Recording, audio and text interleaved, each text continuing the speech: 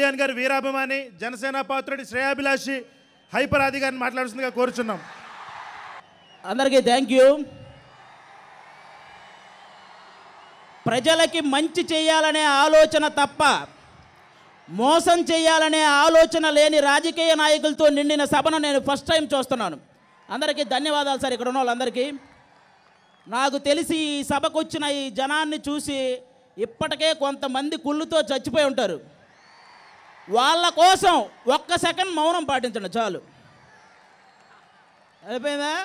పవన్ కళ్యాణ్ గారు ఈ ప్రపంచంలో ఎలాంటి పదవైనా కొన్ని సంవత్సరాలు కష్టపడితే దక్కుద్ది. కానీ పవన్ కళ్యాణ్ అనే పదవి దక్కించుకోవడం ఎవడి వల్ల కాదు. ఆయన స్థాయి వేరు, ఆ స్థానం వేరు. ఒక సినిమా వాడిగా మాట్లాడడానికి ఇక్కడికి రాలేదు. జనసేన సిద్ధాంతాలు నచ్చి ఆ పార్టీలో నేను కూడా ఒక అభ్యర్థిలాగా మాట్లాడడానికి వచ్చాను ఈరోజు. ఇక్కడికి వచ్చిన ఎవరైనా సరే మందు బాటిళ్ళ మీదో బిర్యానీ ప్యాకెట్ల మీదో ఆశ కలిగి వచ్చిన వాళ్ళు కాదు. వాళ్ళ భవిష్యత్తు మీద భయం కలిగి వచ్చారు. పవన్ కళ్యాణ్ గారి మీద నమ్మకంతో వచ్చారు. మీ నమ్మకాన్ని 100% ఒమ్ము చేయకుండా న్యాయం చేసే బాధ్యత పవన్ కళ్యాణ్ గారిది. ఇక పవన్ కళ్యాణ్ గారిని కామన్గా విమర్శించే కొన్ని మాటలు.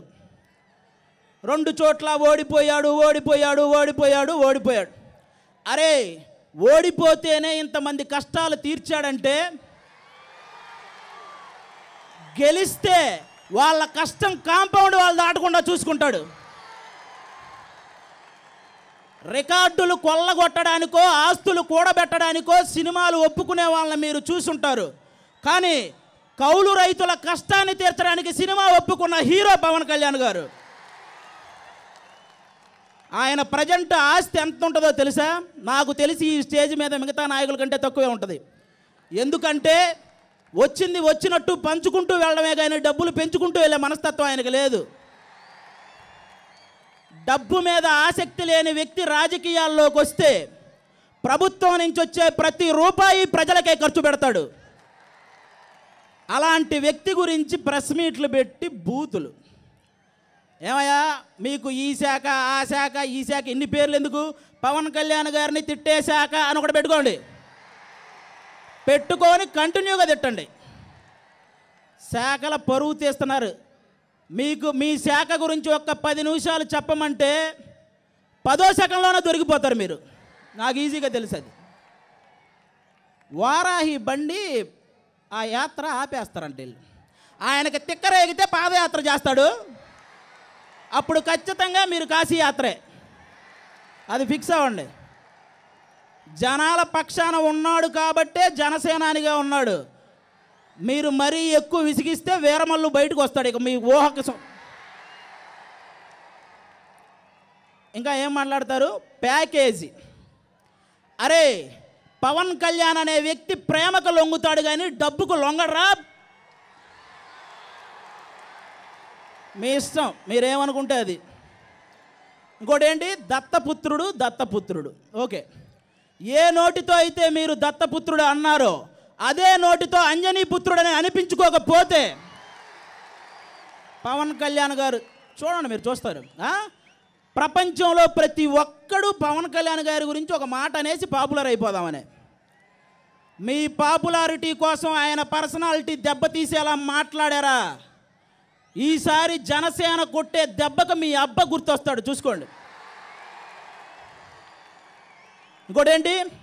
నిలకడలేని రాజకీయం. మీరేమో బిజినెస్లు చేసుకుంటూ రాజకీయాలు చేయొచ్చు. ఏ బిజినెస్లు లేని ఆయన సినిమాలు చేసుకుంటూ రాజకీయాలు చేయకూడదా? ఎవరిది నిలకడలేని రాజకీయం? టేబుల్ మీద భారతదేశం బొమ్మ పెట్టి టేబుల్ కింద బారెడు చేయి పెట్టి లంచాలు దండుకునే మీది నిలకడలేని రాజకీయం. అభివృద్ధి పనుల గురించి మాట్లాడిన ప్రెస్ బీట్లో అమ్మనాభూతులు తిట్టే మీది నిలకడలేని రాజకీయం.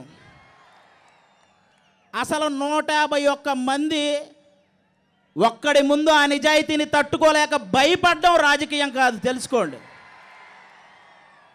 అందుకే చెప్తున్నా, పవన్ కళ్యాణ్ గారిది నిలకడలేని రాజకీయం కాదు, నికార్సైన రాజకీయం. ఇప్పుడు చెప్తున్నా. ఇంకా అంటారు ఎందుకు జనసేనలో ఏంటి అంత కోపం వస్తుంది ఏమన్నంటే రాదా?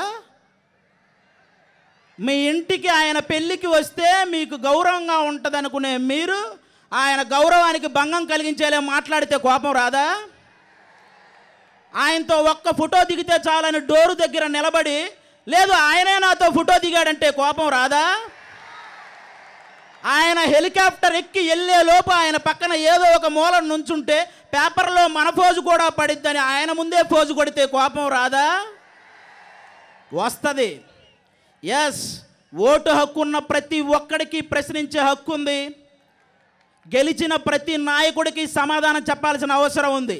అలా కాదు నేను గెలిచాను ఎక్కేస్తా తొక్కేస్తా అంటే ఇదిగో ఇలా మనసులో ఉన్నవన్నీ కక్కేస్తా, 2024లో గాజు గ్లాసు మీద నొక్కేస్తా, మీ ఇష్టం. అప్పుడు ఇంకోటి కులపిచ్చి. ఆయన ఒక కులాన్ని వెనకుండి నడిపే వ్యక్తి కాదు, అన్ని కులాలని ముందుండి నడిపించాలనుకునే వ్యక్తి. నన్ను కన్న నా తల్లి మీద ఒట్టేసి చెప్తున్నా, అలాంటి నిజాయితీ గల నిస్వార్థం కల నీతివంతుడైన రాజకీయ నాయకుడిని మళ్ళీ మీరు చూడలేరు. నన్ను కన్న నా కన్న తల్లి మీద ఒట్టు, నేను దగ్గరగా చూశాను. కులపిచ్చి నాకు తెలిసి ఈ ఏరియా వాళ్ళకే కులపిచ్చి లేదనుకుంటా. ఎందుకంటే ఇందాక ఎవరినో మీది ఏ కులం అంటే శ్రీకాకుళం అన్నారు. చాలు, మీ దగ్గర అయినా ఆ కులపిచ్చి లేదు. ఇంకెక్కడ కూర్చున్న నాగేంద్ర బాబు గారు, రామలక్ష్మణుల లాంటి అన్నదమ్ములకి ఎవడైనా తప్పుగా మాట్లాడితే అడ్డు నిలబడే ఆంజనేయుడే మా నాగబాబు గారు. ఒక్కసారి ఆయనకి లా గురించి చాలా బాగా తెలుసు. ఎవడైనా డిస్కషన్లో కూర్చుంటే వాడు ఏ పార్టీ వాడైనా జనసేన పార్టీలోకి మారిపోతాడు, అంత సబ్జెక్ట్ ఉంది ఆయన దగ్గర. నాదెండ్ల మనోహర్ గారు, ఆయన స్పీకర్గా చేశాడు, మీ అందరికీ తెలుసు. ఆయన కూర్చోమంటే సీఎం అయినా కూర్చునేవాడు, లేవమంటే సీఎం అయినా లేవాలి. అలాంటి రాజకీయ పండితుడు పవన్ కళ్యాణ్ గారి పక్కన ఉన్నాడంటే ఆయన నిజాయితీని గమనించండి ఒకసారి. పవన్ కళ్యాణ్ గారి నిజాయితీని గమనించండి.